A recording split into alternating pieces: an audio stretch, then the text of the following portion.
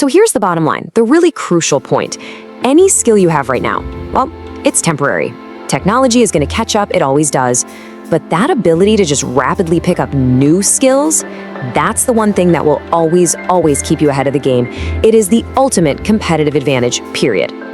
Okay, but hold on. If learning is so important, why do most of us, like 99% of us, completely fail at it, right? I mean, you read a book and a week later, it's gone. Or you take a course and you never actually apply anything you learned. So what's going on here? Well, we're going to tackle that exact question. It turns out the answer lies in two. Let's call them big traps. Two fundamental misunderstandings about how our brains actually work. You know, we're always told to just work harder, grind it out, but the real key is to work smarter. And that starts by avoiding these two cognitive traps that pretty much everyone falls into. All right, first things first, let's talk about your prefrontal cortex. Think of it as the CEO of your brain. But here's the catch, it's incredibly hungry. It burns up to 20% of your body's fuel. So picture this, it's like a tiny little bowl, maybe 4 ounces. Now, when we try to learn by cramming for a test or something, what are we doing? We're dumping a gallon of information into that tiny bowl. And what happens? Of course, most of it just spills right over. It's a system that's designed to fail, like almost 100% of the time. And you know, the reason this happens is actually pretty simple, especially when you compare our brains to AI. A computer, it can run millions of things at once. That's parallel processing. But our brains? Nope. We are fundamentally serial processors. We can only really handle one solid piece of information at a time. If you're trying to do more, it's like trying to force a bunch of huge files through a single super slow download cable. It's just not going to work. Okay, so here's the second trap, and this one's a big one. Your brain lies to you. Seriously. You know that feeling of friction, that struggle when you're trying to learn something really difficult? We all interpret that as, oh, I'm failing, I'm not getting it. But neuroscience tells us the exact opposite is true. It's called the generation effect. The harder you have to work to generate an answer, to pull it from your memory, the deeper it gets wired into your brain. Your brain doesn't hate the struggle, it actually craves it. So the big question is, how do we start working with our brain instead of constantly fighting against it? Well, it's by using a really simple 3-step system called the 3C protocol. It's easy to remember. First, you compress information down to its essential parts. Then, you compile it into real mastery. And finally, you consolidate it so that it sticks with you forever. All right, let's dive into that first C, compress. Now, this is going to sound totally backwards, but the secret to learning fast is to actually learn less. I know, it's weird. But it's not about how much you can cram in, it's all about how effectively you can strip information down to its absolute essential core. And this idea, it completely reframes how we think about genius. I mean, take a chess grandmaster like Magnus Carlsen. You might think he's memorized thousands of individual moves, but that's not what's happening. His brain has compressed, get this, somewhere between 50,000 to 100,000 different board positions into recognizable patterns. He's not just memorizing, he's compressing. That's his superpower. And why is this so incredibly critical? Because science shows our brains can only juggle about just four new independent ideas at any given time. That's it. Any more than that, and we start dropping the balls. It's a hard-coded limit in our biology. Compression is literally the only way to get around it. So, okay, how do we actually do this? It's a 3-step process. First up is selection. You gotta find that core 20% of any subject that gives you 80% of the results. You know, the Pareto principle. Next is association. You connect that new idea to something you already know really well. This is how you start building that mental lattice work. And finally, chunking. You take those connected ideas and turn them into a simple model, maybe a quick drawing or a metaphor that your brain can grab onto and carry around easily.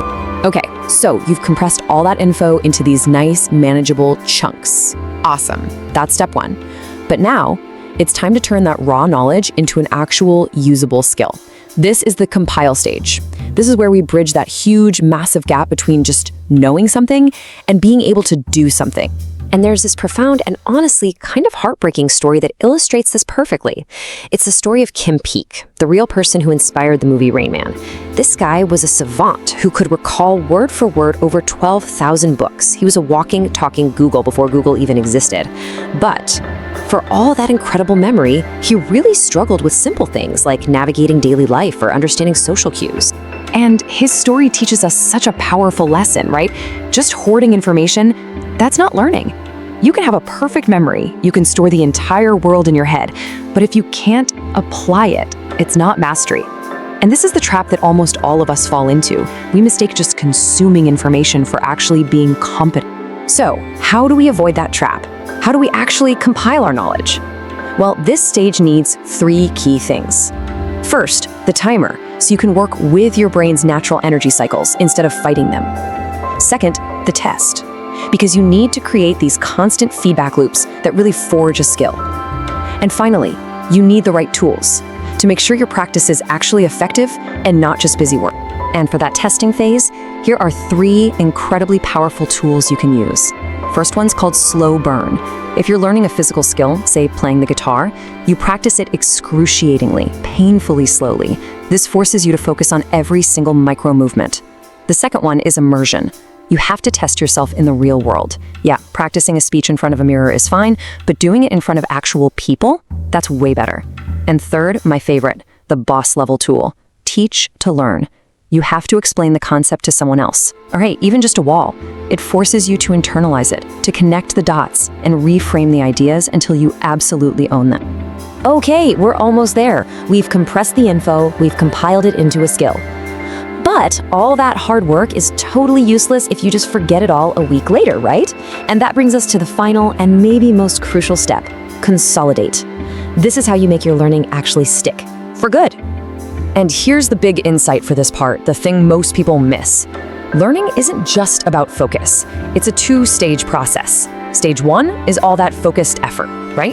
That's when you send the request to your brain, like, hey, please rewire yourself. But stage 2 is rest. That's when the actual rewiring and consolidation happens. So you have to get this. Rest isn't downtime. It's prime work time for your brain. You know, farmers have known this forever, just intuitively. You can't just keep plowing the same field every single day of the year. The soil has to rest, to lie fallow, so it can get its fertility back. Your brain is exactly the same. It has to rest to truly embed what you've just learned. So to make this really practical, let's think about rest on 3 different levels. First, there's the micro level.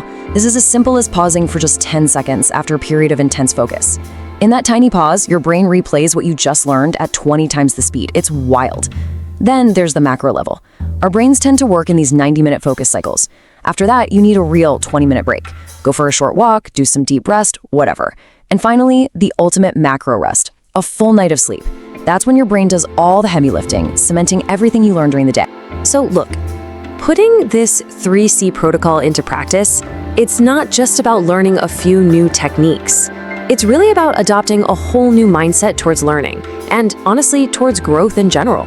And here are 3 mindset shifts I want you to carry with you. First one, stop the race.